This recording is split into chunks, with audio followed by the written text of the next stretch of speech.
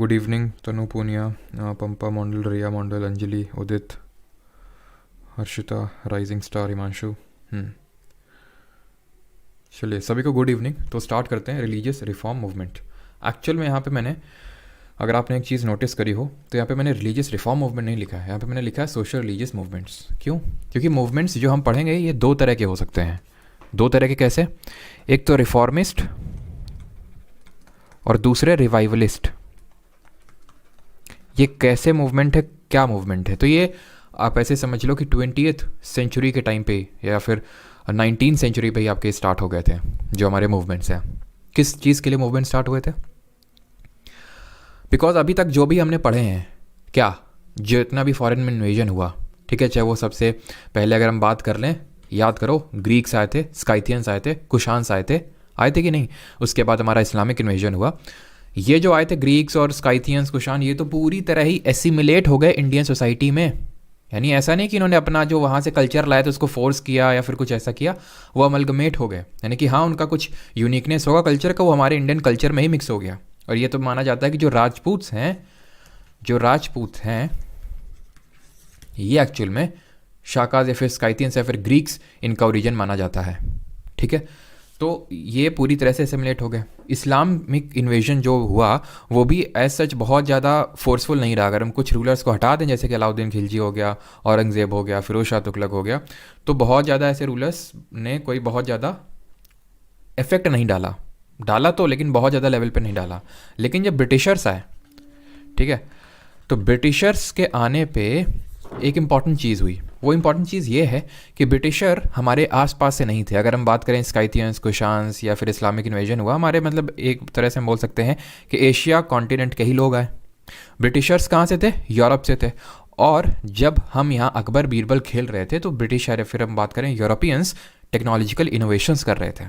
ठीक है, ये एक चीज़ बोल सकते हैं कि जहाँ हम पिछड़ गए। ठीक है, कि यहाँ पे जब हमारे रूलर्स आपस में लड़ने में लगे हुए थे और टेक्नोलॉजिकल, वहाँ पे भी रूलर्स थे लेकिन वहाँ पे टेक्नोलॉजिकल इनोवेशंस हो रहे थे, बट यहाँ पे नहीं हो रहे थे। तो कहीं ना कहीं वो जो एक तरह से वेस्टर्नाइजेशन आया या फिर मॉडर्नाइजेशन यहाँ पे इंट्रोड्यूस करने का जो कोशिश किया ब्रिटिशर ने, अब मैं ये नहीं बोल रहा हूँ कि सिर्फ हमारे अच्छे या फिर हमारे भलाई के लिए किया उन्होंने, कुछ चीज़ें अपने फ़ायदे के लिए की और कुछ चीज़ें थोड़ा भलाई के लिए भी करी। ठीक है, अपने लिए कैसे करी? ताकि एक तरह से वो एक ऐसी फौज क्रिएट कर सकें जो खून और रंग से तो भारतीय हों लेकिन माइंड से पूरी तरह से ब्रिटिशर हों। ठीक है, तो इसलिए अब यहाँ पे दो तरह के मूवमेंट स्टार्ट होते हैं। रिफॉर्मिस्ट वो मूवमेंट है जो रिफॉर्म लाना चाहते हैं, जैसे फॉर एग्जांपल मैं आपसे बोलूँ, और रिवाइवलिस्ट वो हैं जो पीछे की चीज़ों को रिवाइव करना चाहते हैं। जैसे फॉर एग्जांपल ये आप हैं अभी, ठीक है, आपकी उम्र है मान लेते हैं 21 साल अभी। ठीक है, पढ़ के आप हो चुके हैं बोर और आपको स्ट्रेस आता है, तो आप सोचते हैं क्या यार, बचपन के वो क्या ही दिन थे, क्या एकदम मौज मस्ती में खेलते थे आराम से। तो यानी आप रिवाइव करना चाहते हैं उन दिनों को जो पीछे के दिन हैं। लेकिन फिर आपके मन में ख्याल आया, ओहो नौकरी लग जाएगी, फिर जब 25-26 का हो जाऊंगा तो नौकरी लग जाएगी, तो शादी होगी, मज़ा आ जाएगा एकदम। ठीक है, ठीक है, तो ये क्या है, आप रिफॉर्म एक तरह से सोच रहे हैं कि मेरा अब रिफॉर्म होगा। अगर मैं इस चैप्टर के कॉन्टेक्स्ट में बताऊं तो जैसे कि हमारे काफ़ी सारे मूवमेंट्स रहे जिन्होंने ये बोला कि जैसे सती प्रथा है या फिर विडो जो रीमैरिज नहीं होती है, ठीक है, चाइल्ड को एजुकेशन, जो गर्ल चाइल्ड है खासकर उसको एजुकेशन नहीं प्रोवाइड की जाती है, तो ये हमारी जो सोशल लेवल्स हैं उनको ख़त्म किया जाना चाहिए। दैट मीन वो रिफॉर्म करना चाहते हैं। कुछ हैं जो ये बोल रहे हैं कि नहीं, जो हमारे एंशियंट जो चीज़ें हैं, जो वेदास में लिखी हुई चीज़ें हैं, उनको हम भूलते जा रहे हैं, संस्कार अपने भूलते जा रहे हैं। संस्कार नाम का चीज़ है कि नहीं, तो वो फिर रिवाइवलिस्ट मूवमेंट होगा। ठीक, तो ये मैंने बेसिक आपका क्लियर कर दिया। अब थोड़ा बैकग्राउंड समझते हैं हम। बैकग्राउंड इन द सेंस कि ये जो मूवमेंट्स हुए, इन ओरिजिन क्यों हुए, मतलब ओरिजिनेट क्यों हुए, शुरू क्यों हुए। तो सबसे जो मेजर कारण था वो सोशल लेवल्स इन सोसाइटी था। अब इसमें हम बहुत ज़्यादा डीप में नहीं घुसेंगे बिकॉज हम यूपीएससी के लिए नहीं पढ़ रहे हैं, हमें जो फैक्चुअल जो चीज़ें हैं वो उस पर थोड़ा सा यहाँ पे ज़्यादा फोकस करना है। तो सोशल लेवल्स क्या थे? सोशल लेवल जैसे कि सुपरस्टिशंस, ठीक है, जादू टोना टोटका, ये सब सुपरस्टिशंस हो गए। पॉलीगैमी हो गया। पॉलीगैमी का मतलब क्या होता है? एक टाइम पे मल्टीपल शादियाँ, that is called as polygamy. पर्दा सिस्टम हो गया, ठीक है। पॉलीथीज़म हो गया। पॉलीथीज़म मतलब कि एक से ज़्यादा भगवानों की वर्शिप करना, ठीक है। अनटचेबिलिटी, छुआछूत। तो पॉलीथीज़म को भी मतलब एक तरह से सोशल एविल ही माना जाता है कि बहुत ज़्यादा भगवानों की जब पूजा होती है तो उससे एक पर्टिकुलर जो प्रीस्ट साइट प्रीस्ट जो वर्ग होता है, प्रीस्ट जो क्लास होता है, उसको कहीं ना कहीं फ़ायदा मिलता है और बाकी लोगों को नहीं मिलता है। तो इसलिए पॉलीथिज्म का भी थोड़ा सा विरोध किया जाता है, जो कि एक सोशल एविल माना जाता है। तो ये सारे सोशल एविल्स की वजह से जो है हमारे रिलीजियस रिफॉर्म मूवमेंट स्टार्ट हुए।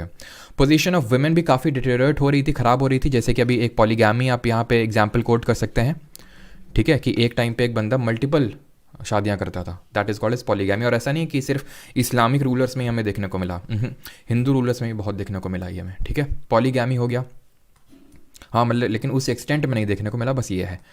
सती प्रथा हो गया, ठीक है। सती अब जानते हैं अब क्या होता है कि जैसे फॉर एग्जांपल ये खासकर जो है अपर जो क्लास होता था, जैसे ब्राह्मण क्षत्रिय, इनमें ज़्यादा प्रेवलेंट था, नीचे वालों में कम प्रेवलेंट था। रीज़न क्या था?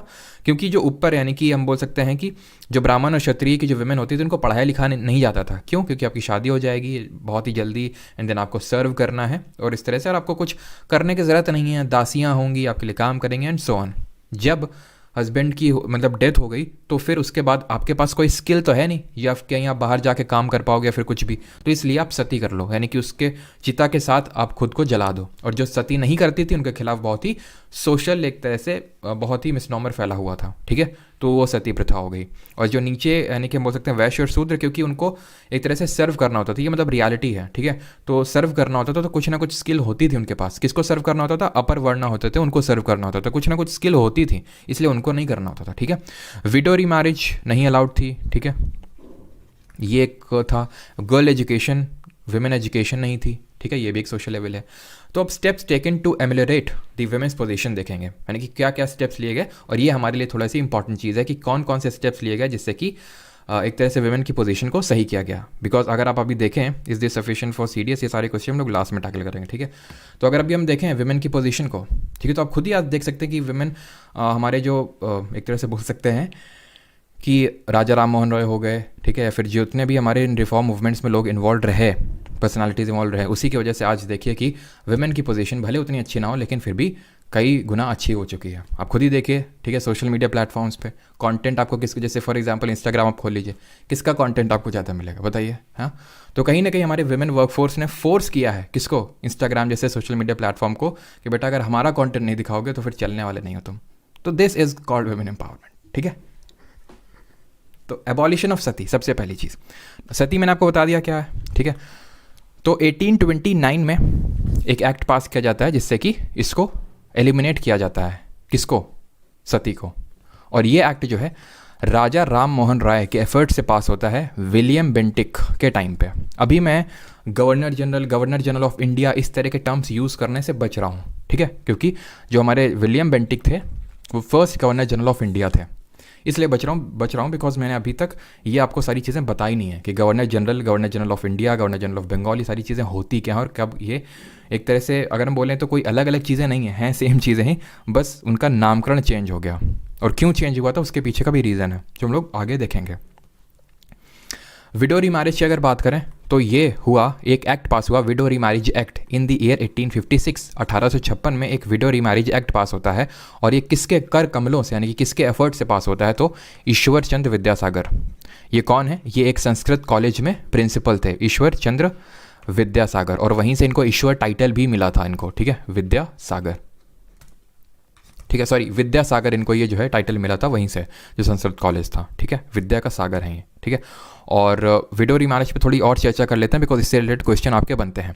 क्वेश्चन ये बनता है कि विडो रीमैरिज एसोसिएशन, और हाँ एक ध्यान रखना कि जैसे इस टाइम पे विलियम बेंटिक था गवर्नर जनरल, वो ऑफ इंडिया था वो, और इस टाइम पे अगर हम बात करें 1856 में कौन होगा? डलहौजी, ठीक है। आप इसको रिलेट कर सकते हैं डॉक्ट्रिन ऑफ लैब से, जो कि हमने देखा था 1848 से स्टार्ट हुआ था और 1857 तक रहा था, फिर 1857 में रिवोल्ट हुआ था, सारी चीज़ें, ठीक है। तो उससे आप इसको रिलेट कर सकते हैं। विडो रीमैरिज एसोसिएशन, ध्यान रखना क्वेश्चंस आए हैं अभी लेटेस्ट एग्जाम एसएससी में, तो इससे क्वेश्चन आने के काफ़ी ज़्यादा चांसेस रहते हैं। तो वैसे तो सब लोग ये मतलब पढ़ाते भी और पढ़ते भी हैं कि 1850 में विष्णु शास्त्री पंडित ने, मैं शॉर्ट लिख रहा हूँ, ठीक है, विष्णु शास्त्री पंडित। और एक चीज़ कि आज कल और परसों 3 दिन के लिए बैच में नोट्स थोड़े आपको डिफरेंट मिलेंगे, बिकॉज जो अभी नोट्स बनाते थे वो अभी नहीं अवेलेबल है 3 दिन के लिए, तो वो नोट्स थोड़े आपको डिफरेंट मिलेंगे। अगर ठीक है आपके लिए तो आप प्रिंट आउट निकलवा के वो सारी चीज़ें कर सकते हैं, नहीं ठीक है तो वो जैसे ही आएंगे वो चेंज कर दिए जाएंगे नोट्स, ठीक है। तो थोड़ा सा इसके लिए माफ़ी चाहूँगा आपसे। तो 1850 में और 1861 में भी MG राना डे, ठीक है, महागोविंद रानाडे जो है, इन्होंने भी एक विडो रीमैरिज एसोसिएशन बनवाया। तो विष्णु शास्त्री पंडित वाला तो काफ़ी इंपॉर्टेंट है, जो सबसे पहले उन्होंने बनवाया, बट एमजी रानाडे का भी पूछ लिया था एसएससी ने, तो इस चीज़ को ध्यान रखिएगा। ठीक है, 1861 में इन्होंने बनाया था। ईयर थोड़ा सा ध्यान में रखिएगा, रटने की ज़रूरत नहीं है ईयर, लेकिन थोड़ा सा दिमाग में रखना कि पहले विष्णु शास्त्री पंडित का एंड देन एमजी रानाडे का। जो हमारे विष्णु शास्त्री पंडित हैं, इनके रिगार्डिंग एक और फैक्ट यहाँ पे मैं आपको बताना चाहूँगा, एंड दैट इज़ इन्होंने, ठीक है, ये जो विडो रीमैरिज एसोसिएशन का जो नाम था वो क्या था, विधवा विवाह उत्तेजक मंडल। ठीक है, ये इसका नाम था विडो रीमैरिज एसोसिएशन का, विधवा विवाह उत्तेजक मंडल। ये चीज़ आपको ध्यान रखनी है। ठीक है, बाकी तो यहाँ पे एक चीज़ और ध्यान रखना विडो रीमैरिज एसोसिएशन पे, कि एक वीकली निकाला था सत्य प्रकाश। ध्यान रखना सत्य प्रकाश, ये सत्यार्थ प्रकाश नहीं है, सत्यार्थ प्रकाश आगे आएगा भी। ठीक है, ये सत्य प्रकाश निकाला था विडो रीमैरिज के पर्पस के लिए। किसने, करसोन दास मुलजी ने, जहाँ पे इस चीज़ की उन्होंने एडवोकेसी करी थी कि विडो की रीमैरिज होनी चाहिए। ठीक है, तो करसोन दास मुलजी,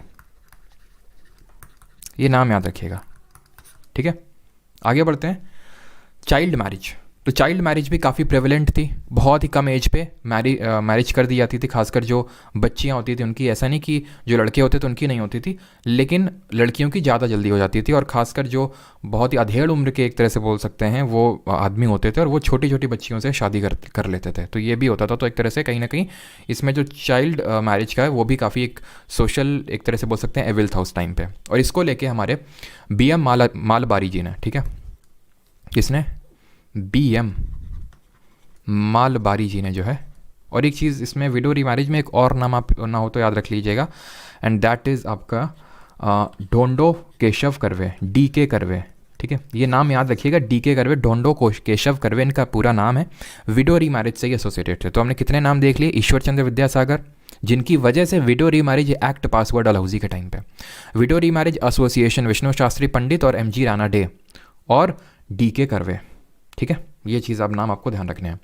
BM मालबारी, ठीक है, BM मालबारी चाइल्ड मैरिज से एसोसिएटेड है, ऐसे याद कर लो। क्यों, क्योंकि इन्हीं के एफर्ट्स की वजह से age of consent act pass हुआ था। एज ऑफ कंसेंट एक्ट मतलब ये 1891 में पास हुआ था, जहां पे 12 साल से जो छोटी बच्चियां हैं उनकी शादी को मना कर दिया गया था। आप समझ सकते हैं कि 12 साल से कम की मना किया गया था, इसका मतलब है कि 10, 9, 8 इनकी भी होती होगी। ठीक है, तो आप समझ सकते हैं कि किस तरह का सोशल लेवल था। तो 12 साल था उस समय। अभी अगर प्रेजेंट टाइम में बात करें तो 18 साल है ना, 21 साल लड़कों के लिए और 18 साल लड़कियों के लिए, लेकिन उस टाइम पे इतना था। और फिर बाद में शारदा एक्ट भी आया था 1930 में, ये ठीक है, शारदा एक्ट आया था, ये 1930 की बात है, 1930 में, जहाँ पे लड़कों की 18 रखी गई थी मैरिज की एज और लड़कियों की 14। अभी तो जैसे मैंने बताया लड़कों की 21 और लड़कियों की 18 है, इसको भी बढ़ाने की बात चल रही है। खैर बात करें एजुकेशन की, तो एजुकेशन में चीज़ आपको ध्यान रखना है कि मैंने आपको पिछले लेक्चर में वुड्स डिस्पैच के बारे में थोड़ा बताया था 1854 में डलहौजी के टाइम पे, तो थोड़ा सा इसको यहाँ पे देख लेते हैं। ठीक है, तो यहाँ पे हम एजुकेशन के बारे में थोड़ा समझ लेते हैं। तो सबसे पहले आपका एक मैकुले मिनट आया था।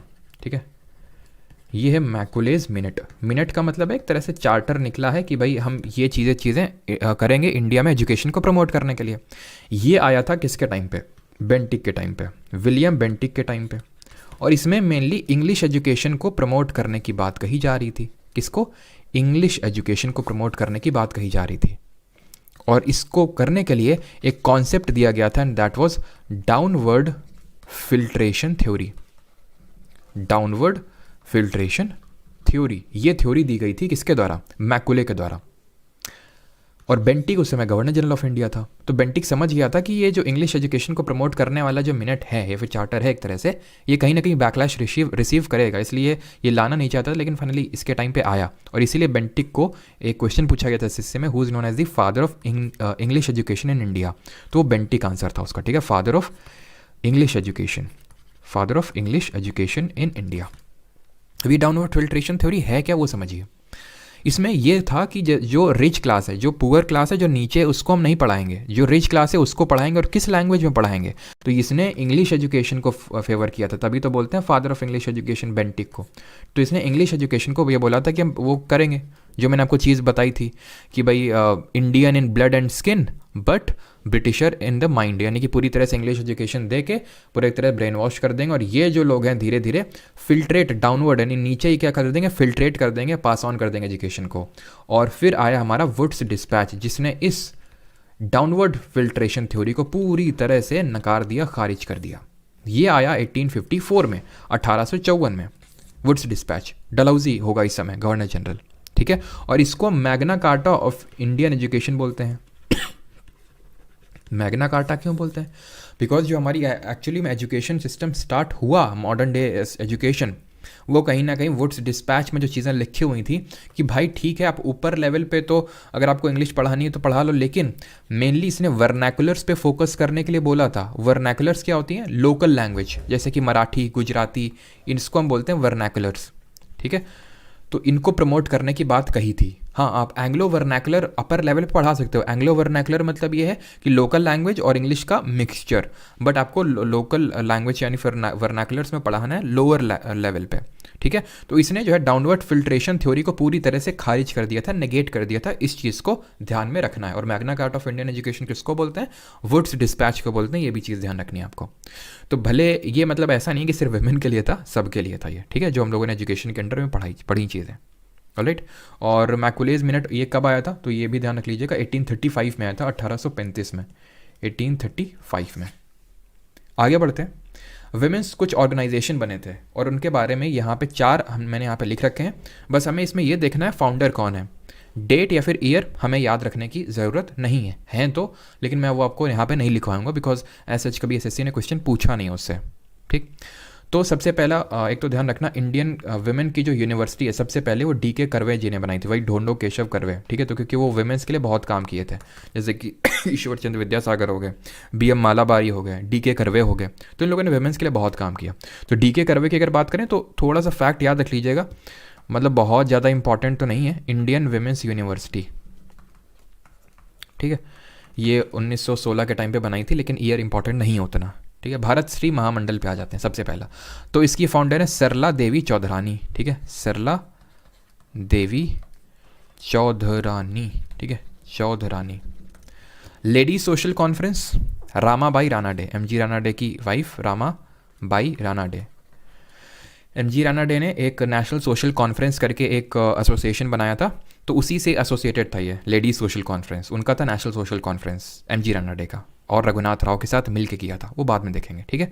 तो रामाबाई रानाडे, खैर मतलब यहाँ पे सच कुछ याद नहीं रखना कि उसके साथ एसोसिएटेड था, ये रटने की ज़रूरत नहीं है, बस नाम देखो, Bharat Shri Mahamandal, lady social conference, Ramabai Ranade. और अगर बात करें आर्य महिला समाज तो ये पंडिता रामाबाई सरस्वती, ठीक है, पंडिता रामाबाई सरस्वती, ठीक है। And at last All India Women's Conference ये बनाया था मार्गरेट कजिन्स ने, ठीक है, मार्गरेट कजिन्स इन ईयर 1927, लेकिन ईयर इंपॉर्टेंट नहीं है आपके लिए।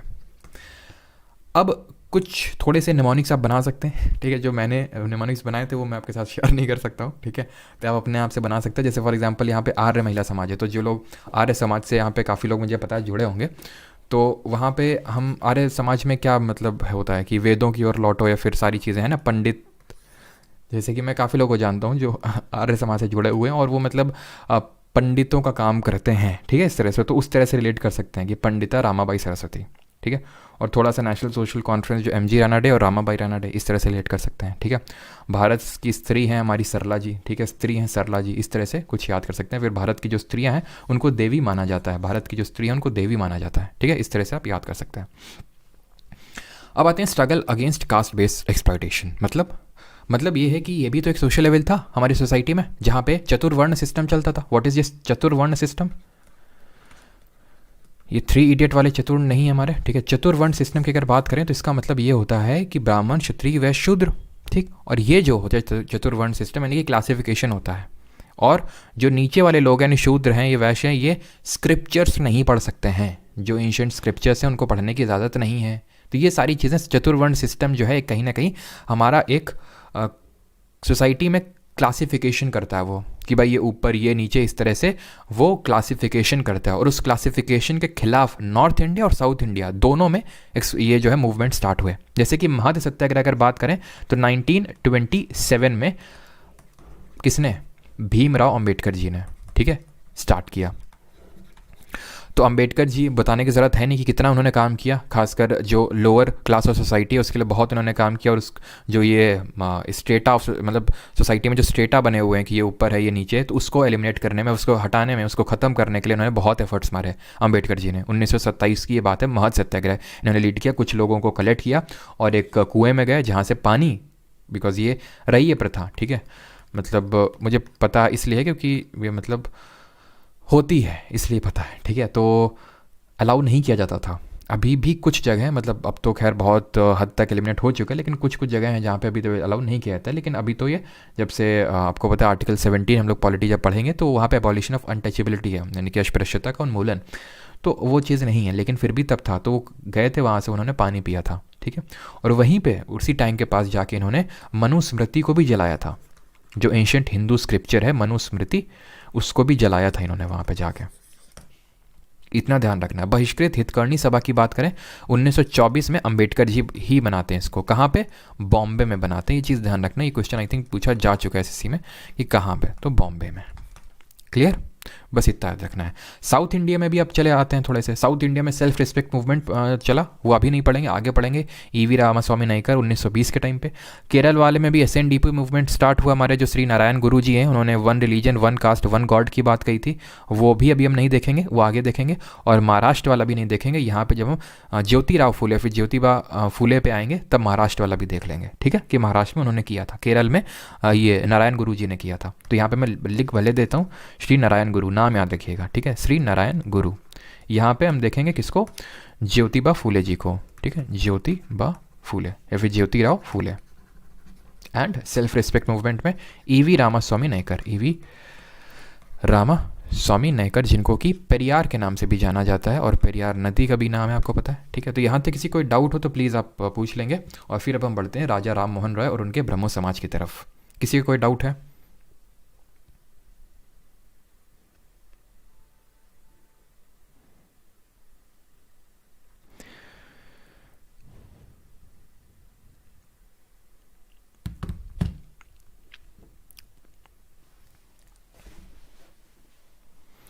जिसके भी जो डाउट हैं तो ये लास्ट में पोस्ट किया करो, ठीक है। अभी जो इससे एसोसिएटेड हैं उस पर फोकस करो जो टॉपिक चल रहा है, ठीक है, बिकॉज मैं वैसे भी आंसर करने वाला नहीं हूँ उन सारे डाउट्स के। सर क्यों जलाया था मनुस्मृति को? बिकॉज उसने कहीं ना कहीं वो चतुर्वर्ण सिस्टम को एडवोकेसी उसने करी थी मनुस्मृति, उसमें सोसाइटी को कास्ट में बांटा गया था, ये cast upper caste lower caste, इसलिए जलाया था उन्होंने। वर्नाकुलर प्रेस एक्ट अभी नहीं करेंगे मानवी जी, 1878 में आया था, फिर 1882 में रिपन जी ने हटाया था। तो जब हम गवर्नर जनरल कर रहे होंगे ना, एक साथ मैं समराइज करूंगा, तो वहाँ पे करेंगे इस चीज़ को, ठीक। सर थोड़ा भोजपुरी में समझाइए। क्यों नहीं, अभी समझाते हैं, रुकियो। चलिए, तो राजा राम मोहन रॉय एंड उनका ब्रह्मो समाज, तो 1815 में नहीं बना था ब्रह्मो समाज। एक्चुअली 1814 की बात है जब बना था एक एसोसिएशन जिसको कि हम फोर रनर बोल सकते हैं ब्रह्मो समाज का। फोर रनर मतलब जो इससे पहले आया था, 1814 में आया था आत्मीय सभा। आत्मीय सभा आया था। ये कब आया था? 1814 में। कहाँ पे आया था? ये कैलकाटा, ध्यान रखना, राजा राम मोहन रॉय, रॉय कास्ट कहाँ की है आपको पता है? कैलकाटा की, ठीक है, वेस्ट बंगाल की। तो ये कैलकाटा में पूरा इन्होंने ब्रह्मो समाज एक तरह से ओरिजिनेट हुआ था, ठीक। तो आत्मीय सभा का इन्होंने गठन किया था। इनको राजा राम मोहन रॉय को हम पहले डिस्कस कर लेते हैं। फादर ऑफ इंडियन रेनेसांस बोलते हैं, father of Indian renaissance. Renaissance का मतलब क्या होता है? इसका मतलब होता है एक्चुअली में यूरोप में, यानी कि वेस्टर्न पार्ट ऑफ कॉन्टिनेंट में, वहाँ पे रिफॉर्म एक तरह से स्टार्ट होता है। रेनेसांस का मतलब होता है चेंज, एक बदलाव, सोसाइटी में जो अभी चीज़ें चल रही हैं उससे एक बदलाव, that is called as renaissance. तो उसका फादर कहा जाता है बिकॉज एक्चुअल में इंडिया में जो चेंज की स्टार्ट हुई वो इन्हीं के द्वारा एक तरह से बोल सकते हैं, यही एक तरह से मेन स्टार्ट में आए, सबसे पहले आए, ठीक है। तो फादर ऑफ इंडियन रेनेसांस इसीलिए इनको बोलते हैं। जो इनको राजा का टाइटल है ये दिया था अकबर द सेकंड ने, ठीक है, अकबर द्वितीय ने दिया था, वो अकबर नहीं, ठीक है, जो हमने पढ़े थे जोधाबाई वाले, ठीक है, वो नहीं है ये। तो 1814 में ये इन्होंने स्टार्ट किया क्या? आत्मीय सभा। इन्होंने कुछ लिखा भी, तो इनकी राइटिंग्स देख लेते हैं क्या क्या इन्होंने लिखा। तो सबसे पहले तो gift to monotheism. Gift to monotheism क्या मतलब क्या होता है? मोनोथीज़म का मतलब होता है एक भगवान की पूजा करना। तो उसके एडवोकेट थे राजा राम मोहन राय, यानी बात ये कहते थे पॉलीथीज़म मत करो, मोनोथीज़म करो, यानी कि एक भगवान की वर्शिप करो। परसेप्ट्स ऑफ जीसस, ठीक है, परसेप्ट्स ऑफ जीसस, कुछ लोग इन पे थोड़े से एलिगेशंस भी लगाते हैं कि ये ब्रिटिशर से मिले हुए थे एंड सो ऑन, सो कि उनकी एडवोकेसी कर रहे थे, इंग्लिश एजुकेशन को प्रमोट कर रहे थे एंड सो, ये सारी चीज़ें, ठीक है। मिरातुल अखबार करके एक था, मिरातुल अखबार, ठीक है, मिरात उल अखबार, एंड संबद कामदी, ठीक है, संबद कामदी, जिसका मतलब होता है मून ऑफ इंटेलिजेंस। खैर उससे आपको कोई मतलब नहीं है, बस ये चार आप याद रखने इनकी जो राइटिंग्स है। 1814 में हमने देखा आत्मीय सभा। अब आते हैं 1828 में एक्चुअल में बनता है ब्रह्मो समाज। तो Atmiya Sabha was a kind of forerunner to the Brahmo Samaj. तो यहाँ पे बनता है ब्रह्मो समाज, नहीं ब्रह्मो सभा बनता है अभी, बाद में इसका नाम चेंज होके ब्रह्मो समाज हो जाता है, लेकिन जो बनता है एक्चुअल दैट इज ब्रह्मो सभा। ये किसके खिलाफ होता है? तो ये पॉलीथीज़म हो गया, पॉलीगैमी हो गया, मैंने मतलब समझाया था, आइडल वर्शिप, यानी कि भगवान की पूजा करते हैं तो मूर्ति पूजा करते हैं ना, तो मूर्ति पूजा के खिलाफ थे ये।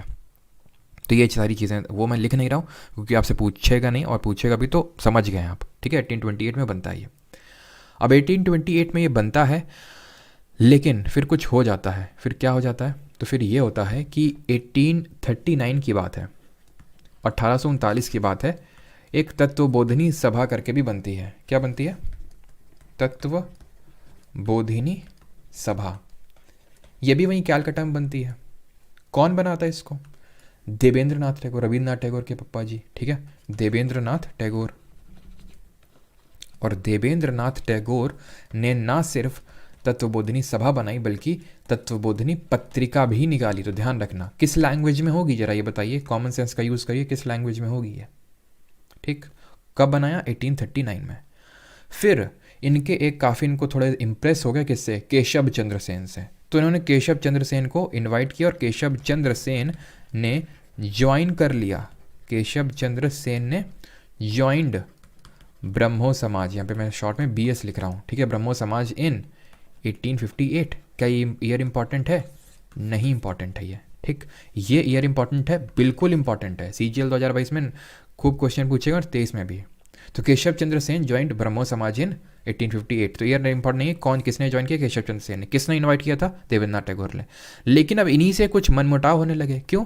क्योंकि थोड़ी इनकी फिलॉसफी, देवेंद्रनाथ टैगोर की और केशव चंद्र सेन की फिलॉसफी अलग अलग डायरेक्शन में जा रही थी। जैसे केशव चंद्र सेन बोले थे कॉस्मोपोलिटन पॉलिटाइजेशन करना चाहिए, मतलब कि सारे धर्मों का चीज़ हमें इनकलकेट करना चाहिए, इंटरकास्ट मैरिज का सपोर्ट करना चाहिए, जो कि देवेंद्रनाथ टैगोर नहीं करते थे। इसलिए यहाँ पे होता क्या है कि ये अपना ब्रह्मो समाज ऑफ इंडिया लेके निकल जाते हैं। तो यानी कि एक तरह से फूट डल जाती है, टूट जाता है ये ब्रह्मो समाज 1866 में, 1866 में ब्रह्मो समाज ऑफ इंडिया, ब्रह्मो समाज ऑफ इंडिया 1866, 1866 में ले जाते हैं। और वो कहाँ जाते हैं देवेंद्रनाथ टैगोर? तो वो अपना लेके चले जाते हैं आदि ब्रह्मो समाज, ठीक है।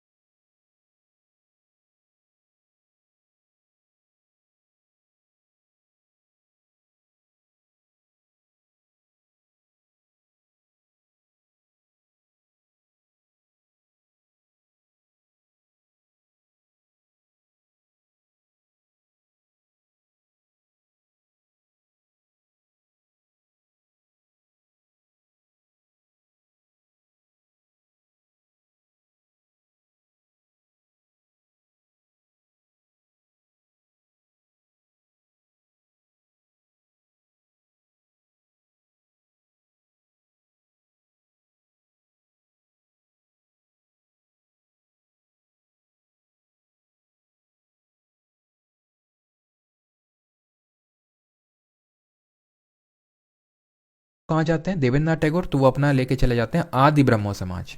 ठीक है, आदि ब्रह्मो समाज। क्लियर? ये किसका है? टैगोर साहब का। आई होप यहाँ तक सारी चीज़ें क्लियर होंगी। ठीक है, आदि ब्रह्मो समाज किस तरह से फूट हुई, एक्चुअली में फिर से फूट हो गई। ये जो है ना,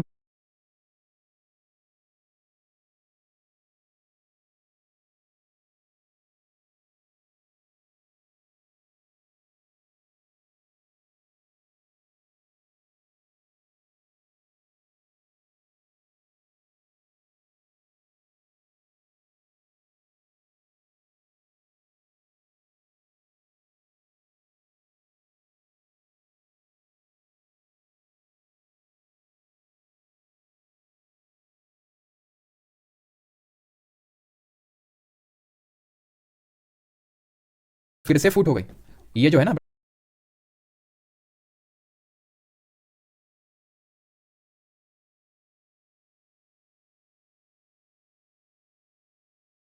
ब्रह्मो समाज ऑफ इंडिया। अब